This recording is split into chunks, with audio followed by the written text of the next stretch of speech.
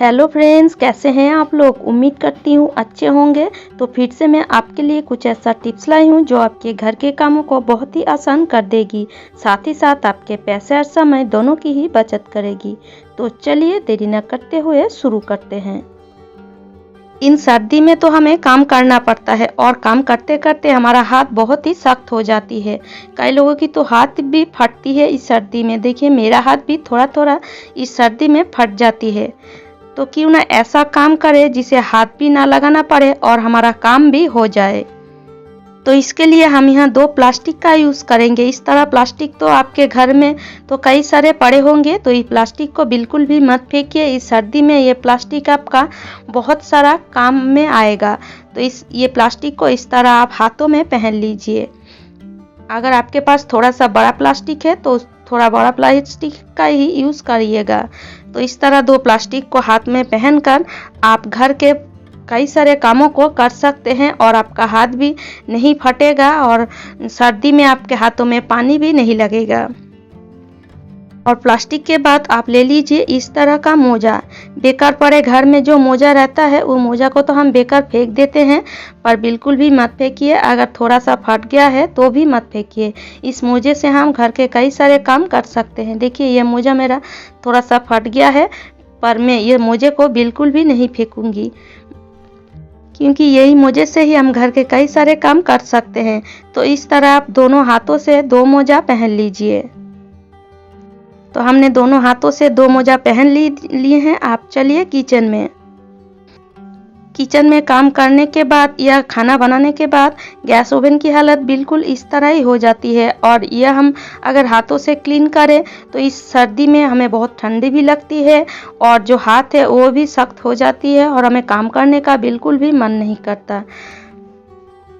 Gas oven clean करने के लिए हम यहाँ विम बार का यूज़ करेंगे। तो मेरा बोतल का विम बार ख़त्म हो गया था, तो मैं इस तरह का एक पैकेट विम बार ले आती हूँ।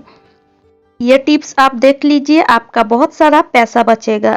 आप शायद डायरेक्ट विम बार का यूज़ करते हैं, पर ये टिप्स देखने के बाद आप विम बार को इस तरह से यूज़ करेंगे। देखिए मैंने थोड़ा सा विम बार दिए हैं बोतल में और यहाँ थोड़ा सा पानी भी मिलाई हूँ।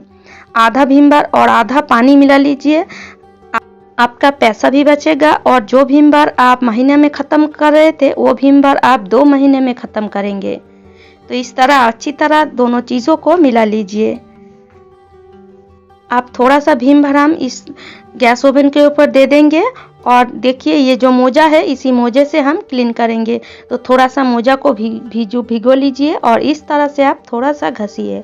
बहुत ज़्यादा हाथों को रगड़ने की ज़रूरत नहीं है, थोड़ा सा बस इस तरह से आप घस लीजिए। स्कॉच ब्राइट की भी ज़रूरत नहीं पड़ेगी अगर आप इस तरह मोजा पहनकर काम करेंगे। देखिए इस तरह घसने से ये जो हमारा गैस ओवन है बहुत ही अच्छी तरह क्लीन हो जाएगी।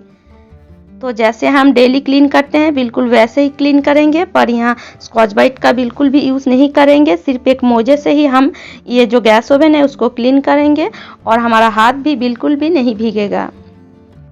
तो अच्छी तरह क्लीन करने के बाद आप मोजे को फिर से 1 से 2 बार भिगो लीजिए और देखेंगे आपका गैस ओवन बहुत ही अच्छी तरह क्लीन हो जाएगी। आप देख सकते हैं मैं 2 से 3 बार इस तरह गैस ओवन को पोंछ दी हूँ और आप देखिए कितना बढ़िया तरीके से ये गैस ओवन क्लीन हो रहा है। तो इस तरह जब क्लीन हो जाए फिर आप एक सूखा कपड़ा ले लीजिए या किचन तवा ले लीजिए और इस तरह से पोंछ दीजिए। आपका गैस ओवन बिल्कुल चमक जाएगी। थोड़ा सा विम बार लिक्विड और एक मोजे से आपका गैस ओवन बिल्कुल चमक जाएगी और आपका हाथ का कोई नुकसान भी नहीं होगा। चलिए हमने तो गैस ओवन को क्लीन कर लिए हैं और ये मोजा देख सकते हैं कितना भीग गया है। अब मैं आपको हाथ को भी खोल कर दिखा देती हूँ। देखिए हमारा हाथ बिल्कुल भी नहीं भीगा है। तो इस तरह से आप मोजे पहनकर प्लास्टिक पहनकर काम करेंगे, आपका काम भी हो जाएगा और आपका हाथ का कोई नुकसान भी नहीं होगा। इसी तरह से आप घर के कई सारे काम कर सकते हैं, जैसे बर्तन को भी क्लीन कर सकते हैं। दोनों हाथों पर इस तरह प्लास्टिक और मोजे को पहन लीजिए और बर्तन को क्लीन कर लीजिए। तो उम्मीद करती हूँ ये टिप्स सबको अच्छी लगी है। कई दिन हो जाने पर आप देखिएगा कई लोगों के जो गैस ओवन की स्टैंड है वो कई समय खो जाती है, मतलब क्षय हो जाती है।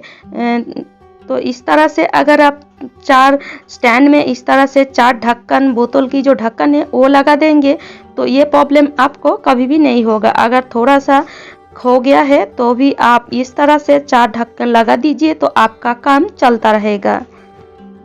तो उम्मीद करती हूँ फ्रेंड्स ये टिप्स भी आपको अच्छी लगी है। गैस ओवन का तो हम डेली ही क्लीन करते हैं, पर कितना भी क्लीन करें गैस ओवन में कई समय थोड़ा सा तो प्रॉब्लम आ ही जाती है, पर उस प्रॉब्लम को हम अपने तरीके से अगर सॉल्व करें तो हमारा पैसा भी बिल्कुल भी नहीं खर्च होगा। जैसे ये बर्नर देखिएगा, आप कई समय जब आप गैस जलाते हैं गैस हमारा लाल जलती है। गैस अगर लाल तरीके से जले तो ये जो बर्तन है काला पड़ जाती है। मतलब अगर हम गैस में किसी चीज़ों को पकाए तो हमारा जो बर्तन है वो पीछे से बिल्कुल काला पड़ जाती है। जैसे लकड़ी में खाना बनाते समय बर्तन काला पड़ जाती है, वैसे ही अगर आपका गैस ओवन लाल जलेगा तो आपका जो बर्तन है वो भी उसी तरह ही काला पड़ जाएगा।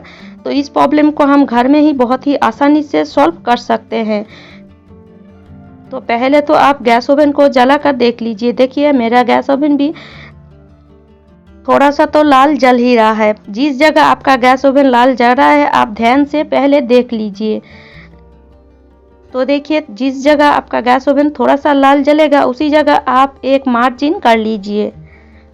मार्जिन करने के लिए आप यहाँ एक बिंदी का यूज़ कर सकते हैं। तो इस तरह तो बिंदी सबके घर में होता ही है, तो इस तरह बिंदी ले लीजिए और उस जगह को ध्यान से देखकर आप इस तरह बिंदी का यूज़ कर सकते हैं। बर्नर के जिस जगह से आपका गैस लाल निकल रही है उसी जगह पर इस तरह आप एक एक बिंदी को लगा दीजिए। बिंदी लगाने से क्या होगा, बिंदी की जो गम है वो बहुत ही काम आएगा लाल निकलने वाला गैस को बंद करने में। तो इस तरह आप 4-5 जगह से बिंदी लगाकर इस तरह आप गैस को पहले जला दीजिए। इस तरह आप बिंदी लगाकर गैस को कुछ देर तक जला कर रखिए। इससे क्या होगा, बिंदी की जो गम है वो अच्छी तरह गल जाएगा। इस तरह कुछ देर गैस को जलाने के बाद आप गैस को ऑफ कर दीजिए और गैस ओवन को ठंडा होने दीजिए। ठंडा होने के बाद आप इस तरह जो बिंदी है वो बिंदी को निकाल लीजिए। इस तरह बिंदी को निकालने के बाद फिर से आप गैस को जलाकर देखिए। आप देखेंगे आपका गैस बिल्कुल भी लाल नहीं जलेगा। तो इस तरह से आपका बड़ा सा प्रॉब्लम का सॉल्व बहुत ही आसानी से हो जाएगा। तो उम्मीद करती हूँ ये टिप्स आपको अच्छी लगी है। साफ बर्तन को कभी भी रात में इस तरह से खुला मत छोड़िए। आप क्या कीजिएगा, इस तरह से कौन सा भी एक कपड़ा ले लीजिए और इस तरह से ढक दीजिए। रात में तो हमारे घर में कई सारे चीज़ घूमते हैं, जैसे चूहा हुआ या छिपकली हुआ या कॉकरोच हुआ। ये सारे चीज़ से इस तरह आप बर्तन को बचा कर रखिए। हरी मिर्च तो हम सब्जी में भी यूज़ करते हैं और ऐसे ही खाते भी हैं, पर कई लोग हरी मिर्च बहुत तीखा होता है इसलिए यूज़ नहीं करते हैं।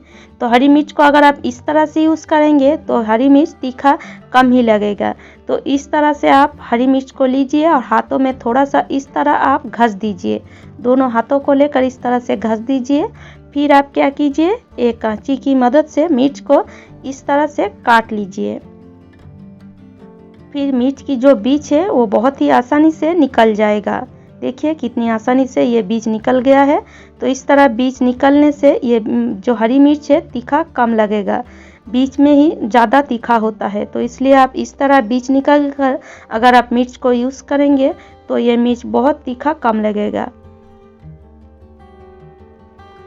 तो इस तरह से आप हरी मिर्च को बहुत ही आसानी से यूज़ कर सकते हैं। तो उम्मीद करती हूँ फ्रेंड्स ये टिप्स भी आपको अच्छी लगी है। उम्मीद करती हूँ आज का सारा टिप्स आपको अच्छी लगी है, और अगर आपको मेरे टिप्स थोड़ा सा भी अच्छी लगती है तो लाइक कीजिएगा, शेयर कीजिएगा और इसी तरह नए नए टिप्स देखने के लिए मेरी चैनल को ज़रूर सब्सक्राइब कर लीजिएगा।